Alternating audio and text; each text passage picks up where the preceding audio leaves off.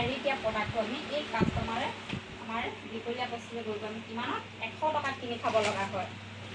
যদি আমি এইফালে যদি চাওঁ 100 টকাৰ খোৱাৰ কাষ্টমাৰ নাথাকে আমাৰ তেতিয়া বজাৰখন চলিব নেকি বাৰু?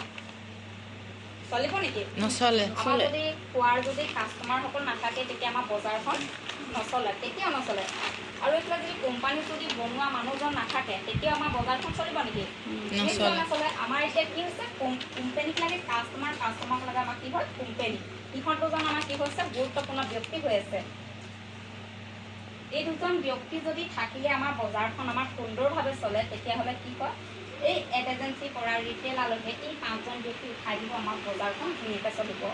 কেনেকৈ চলিব? কোম্পানী বনাই আগবঢ়াই দিব আৰু কাষ্টমাৰে অলপ আগবাঢ়ি লোৱা মাৰ্কেটখনকে কি বুলি কোৱা হয় এই নতুন market DM direct selling market বুলি কোৱা হয়। এতিয়া আমি অতদিনে ক'ত বজাৰ কৰি খাই আছিলোঁ? আমি এখন ওচৰে পাঁজৰে থকা আমাৰ এখন খুচুৰা দোকান, সেই দোকানখনৰ নামটো কি আছিলে আমাৰ ৰিটেইলাৰ। আমি এই ৰিটেইলাৰখনত যদি এতিয়া বজাৰ নকৰি এই পুৰণা মাৰ্কেটখনত যদি বজাৰ নকৰি আমি DM ডাইৰেক্ট মাৰ্কেটত যদি বজাৰ কৰোঁ তেতিয়া কি হয় আমাৰ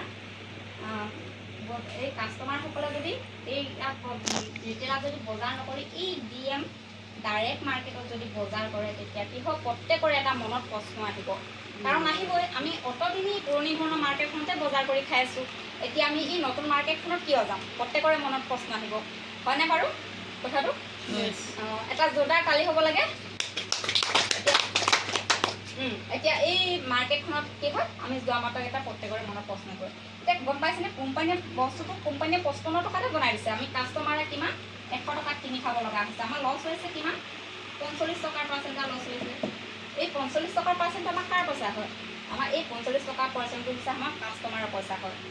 কাষ্টমাৰৰ পইচাটো কোনে ভাগ বতৰা কৰি খাই আছে এই পুৰণা মাৰ্কেটখন গম পাইছেনে?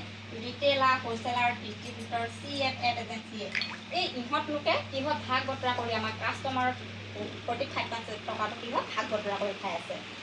যদি আমি এই DM ট্ৰেডিশ্যনেল পুৰণা মাৰ্কেটখন যদি বজাৰ নকৰি আমি ডাইৰেক্টত যদি বজাৰ কৰোঁ তেতিয়াহ'লে আপোনালোকে 45 টকা পাৰ্চেণ্টটো কাষ্টমাৰৰ পইচা কাষ্টমাৰকে ৰিটাৰ্ণ ঘূৰাই দিব। এতিয়া এই ৰিটাৰ্ণ কৰি ঘূৰাই দিয়া টকাটোকে কি কৈছে 45%কে RCM ৰাইট কনচেপ্ট মাৰ্কেট বজাৰ কৰা বজাৰীকৰণ শুদ্ধ পদ্ধতি বুলি কৈছে। এতিয়া এই মাৰ্কেটত আমি এতিয়া দুইখন মাৰ্কেটৰ কথা আপোনালোকে গম পালে ভালদৰে। আৰু এই মাৰ্কেট দুখনতে আমাৰ প্ৰডাক্ট আমাৰ কি হয় একেখিনি প্ৰডাক্টে আমাৰ দুইখন মাৰ্কেটতে পোৱা হয়, পুৰণা মাৰ্কেটখনত পোৱা হয়, নতুন মাৰ্কেটখনত পোৱা হয়। আৰু আপোনালোকে পুৰণা মাৰ্কেটত অতদিনে বজাৰ কৰি খাই আছে তেল, নিমখ, চাৰ্ফ, চাবোন কিবা আদি কৰি মানে বহুত বস্তু কিনি আছে। তাত আপোনালোকে PV বোলা বস্তু শুনিছে নেকি? PV পাইছে নেকি প্ৰডাক্টত? বস্তু PV পাইছে নেকি? নাই পোৱা, নিশ্চয় পোৱা নাই। তাত PV কোনো পোৱা নাই, আমিও পোৱা নাছিলোঁ। এতিয়া আমি এই ডাইৰেক্ট মাৰ্কেটত বজাৰ খালে আমি কি হয় আমি PV পাম। সেই PV বোলা বস্তুটোৱে কি হয় আমাৰ ফ্ৰী প্ৰডাক্ট দি আছে 6 মাহৰ মূৰে মূৰে, বছৰেকত দুবাৰকৈ। এতিয়া আমি এইবিলাক ধৰি লওক আমি নাৰিকল তেল এটা কিনিছোঁ, এইবিলাকত আমাৰ PV আছে ধৰি লওক 155 টকাত বিকা দাম আছে। ধৰি লওক আপোনালোকে তাৰ পৰা কিনিলে 120-30 টকাত পালে, ঠিক তেনেকুৱাকৈ ইয়াত PV থাকিলে 84। তেনেকুৱাকৈ আপোনালোকে ইয়াৰ এই নতুন মাৰ্কেটখনত যদি আপোনালোকে হালধি পেকেট এটা খালে ইয়াৰ 47% লিখা আছে। তাত ধৰি লওক আপোনালোকে কম দামতে প্ৰতিটো বস্তুতে আপোনালোকে ডিছকাউণ্ট পাব। নিজে ID এটা বনোৱাৰ পিছত ID এটা বনোৱাৰ পিছত ডিছকাউণ্ট পোৱাৰ লগতে কি হয় আপোনালোকে প্ৰতিটা বস্তুতে আপোনালোকে ইয়াত যিমানখিনি আমাৰ আৰ্চনৰ লগত জড়িত আছে প্ৰডাক্ট মানে বস্তু আছে সেই প্ৰতিটা বস্তুতে আপোনালোকে কি হয় PV পাব। এতিয়া আপোনালোকে ধূপটো কিনিলে ধূপটো আপোনাৰ বিকা দাম 60 টকা, ইয়াত পালে আপোনালোকে নিজৰ ID কাৰ্ড এটা বনাই লোৱাৰ পিছত আপোনালোকে কি হয় 52 টকাত পাব। 52 টকাত পালে আমাৰ সেইফালে কি হয় 8 টকা এটা লাভ কৰে। ইয়াত থাকিলে PV কিমান 40 PV। ঠিক এনেকুৱাকৈ আমাৰ প্ৰতিটা বস্তুতে আৰ্চনৰ লগত জড়িত যিমান বস্তু আছে আমি প্ৰতিটা বস্তুতে কি পাওঁ আমি PV পাওঁ। এতিয়া PV আমি 100 PVকেও আমি প্ৰতিটা বস্তু কিনাৰ পিছত 100 PV যদি আমি ৰেগুলাৰ যদি 6 মাহ কৰোঁ যদি তেতিয়াহ'লে আমাক কোম্পানীয়ে কিমান 1499 12% আমাক কোম্পানীয়ে ফ্ৰী প্ৰডাক্ট দি আছে।